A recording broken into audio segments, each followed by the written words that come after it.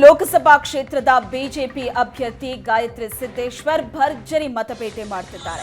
ಚನ್ನಗಿರಿ ವಿಧಾನಸಭಾ ಕ್ಷೇತ್ರ ವ್ಯಾಪ್ತಿಯ ಕರೇಕಟ್ಟೆ, ಸೋಮಲಾಪುರ, ಕೊಂಡದಹಳ್ಳಿ ಸೇರಿದಂತೆ ಹಲವು ಗ್ರಾಮಗಳಲ್ಲಿ ಅದ್ದೂರಿ ಪ್ರಚಾರವನ್ನ ಮಾಡಿದ್ರು. ಗಾಯತ್ರಿ ಸಿದ್ದೇಶ್ವರ್ಗೆ ಗ್ರಾಮಸ್ಥರು ಅದ್ದೂರಿಯಾಗಿ ಸ್ವಾಗತಿಸಿದ್ರು.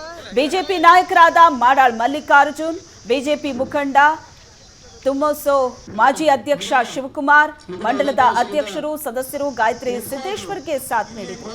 ಈ ವೇಳೆ ಮಾತಾಡಿದ ಗಾಯತ್ರಿ ಸಿದ್ದೇಶ್ವರ್, ನಮ್ಮದು ಹಿಂದುತ್ವದ ರಾಷ್ಟ್ರ, ಹಿಂದೂ ರಾಷ್ಟ್ರ ಉಳಿಬೇಕು ಅಂದ್ರೆ ಮೋದಿ ಅವರು ಪ್ರಧಾನಿಯಾಗಿ ಇರಲೇಬೇಕು.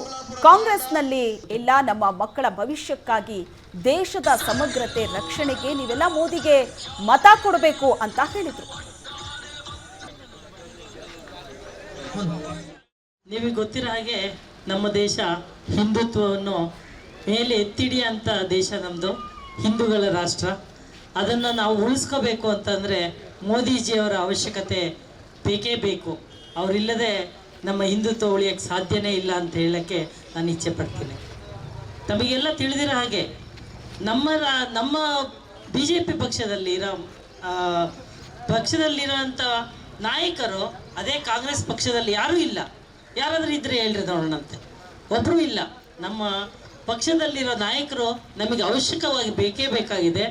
ನಮ್ಮ ಎಲ್ಲ ಹಿಂದುತ್ವವನ್ನು ಉಳಿಸ್ಲಿಕ್ಕೆ, ನಮ್ಮ ಭಾರತ ದೇಶವನ್ನು ಮುನ್ನಡೆ ನಡೆಸೋಕ್ಕೆ, ಅದಲ್ಲದೆ ನಮ್ಮೆಲ್ಲರ ರಕ್ಷಣೆಗೆ, ನಮ್ಮ ಮಕ್ಕಳ ಭವಿಷ್ಯಕ್ಕಾಗಿ ಮೋದಿಜಿಯವರ ಅವಶ್ಯಕತೆ ತುಂಬ ಇದೆ.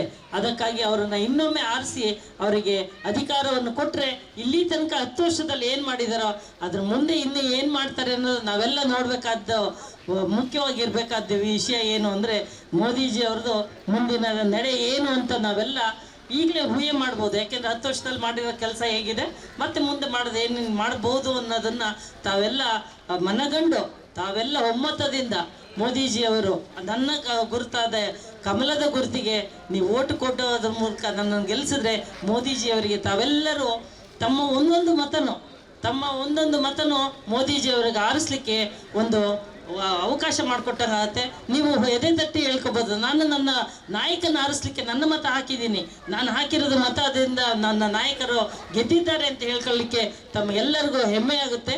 ತಾವೆಲ್ಲ